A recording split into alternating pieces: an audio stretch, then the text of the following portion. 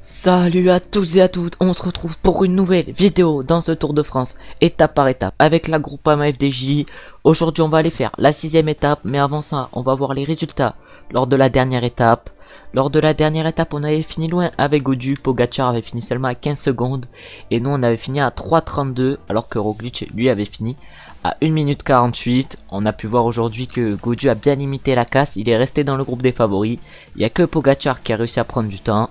A noter également que Pinot était également dans le groupe des favoris et que Roglic a perdu du temps. Du coup ici au général on est 6ème avec Kung et 41ème avec Gaudu à 4,28 du premier. On va maintenant aller voir le profil de cette étape.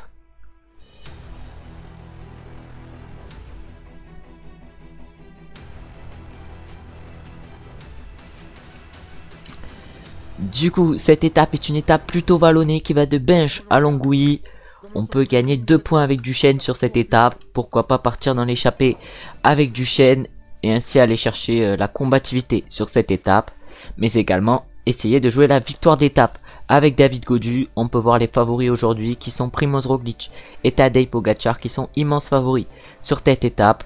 On va se retrouver au départ avec Duchesne. On est au départ avec Antoine Duchesne sur cette étape. Et vu qu'on a le maillot à pois, on est bien placé. On va essayer directement de partir dans l'échappée avec Antoine Duchesne pour ainsi aller chercher les 2 points du 3ème catégorie et également les points du sprint intermédiaire.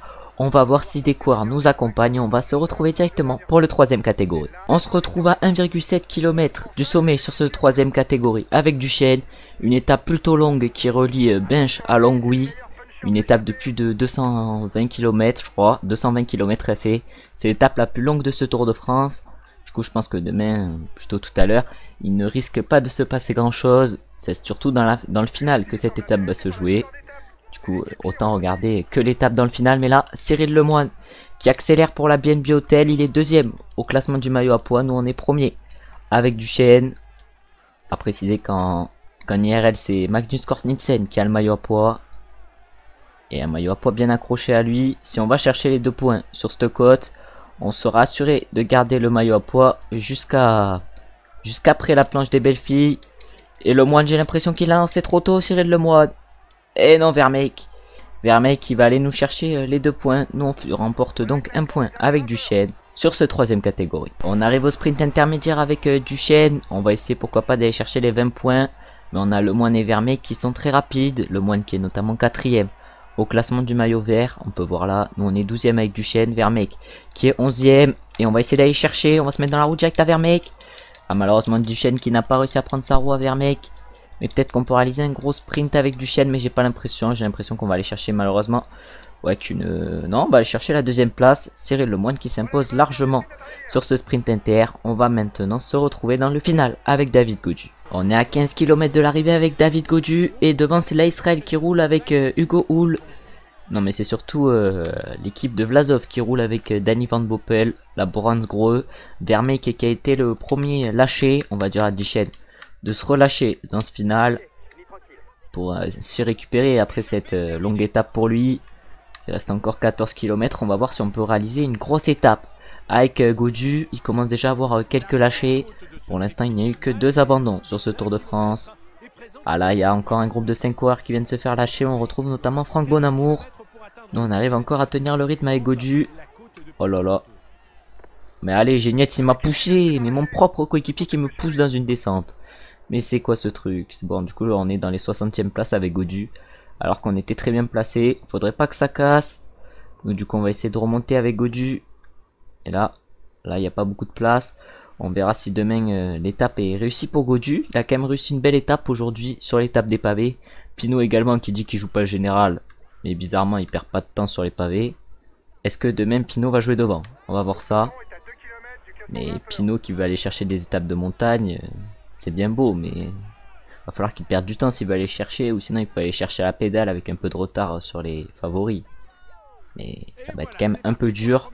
Et là on est du coup dans la côte du G, 1 km à 6,9%. Et c'est toujours Gradec pour la Bahrain Victorious qui roule. Mais surtout Danny Van Poppel pour la Brandsgreux d'Alexander Vlasov. Alexander Vlasov qui joue peut-être la victoire d'étape sur cette étape. Ah ouais, Gradec qui nous gêne un peu. On a également Luis Leon Sanchez. Mais on a surtout les Israël qui doivent rouler pour Michael Woods, qui était parmi les favoris sur cette étape avec Roglic et Pogacar.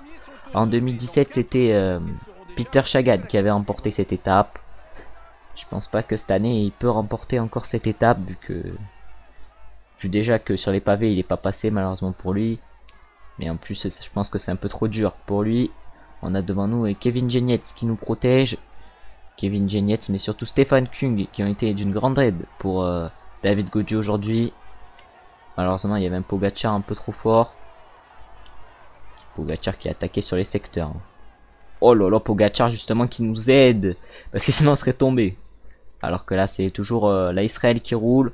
On a Genietz qui nous protège. On va dire à tous nos coéquipiers de prendre le gel bleu. On n'est plus que 152 dans ce peloton. Il y a pas mal de coureurs qui ont déjà lâché. On voit le maillot jaune Wout van Aert derrière. Est-ce que Wout van Aert peut aller remporter cette étape? Même s'il a été plutôt en difficulté sur l'étape des pavés, Wout van Aert, il a quand même réussi à garder son maillot jaune. Mais là ça monte. 800 mètres à 12%. Cette petite côte. On a Wout van Aert très bien placé. On a également Luis Leon Sanchez qui est très bien placé. Notamment son leader Jacquet qui a dû abandonner sur cette étape. Sur l'étape 5 de ce Tour de France, l'étape des pavés. Et nous on est avec Gaudu en tête de groupe. On a Kevin Genietz devant nous. Et j'ai l'impression qu'on est très bien avec David Gaudu sur cette étape. Encore moins de 5 km. Mais j'ai l'impression qu'on fait mal dans cette côte de Pulvento. À des pourcentages énormes. Après ça serait un peu plus facile dans la côte qui arrive à Longwy. 20 points pour le vainqueur de l'étape au classement du maillot vert. On est parti dans un groupe de 9 coureurs.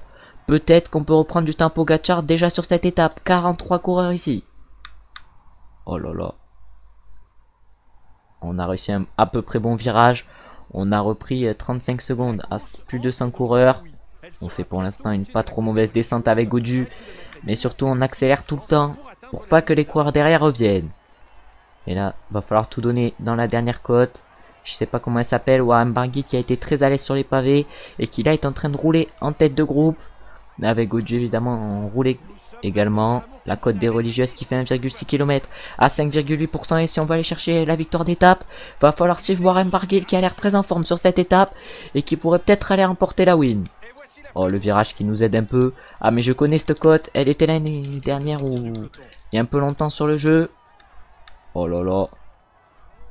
Oh là là, il y a le virage. On a réussi à prendre un temps à Warren Barguil. On va prendre le gel rouge. Et on va sûrement aller s'imposer avec David Gaudu. La première victoire sur ce Tour de France. Peut-être pour David Gaudu. On va essayer de prendre le temps maximum aux autres favoris. Je sais pas comment on fait pour célébrer, mais on s'impose avec David Gaudu sur cette étape. Magnifique victoire.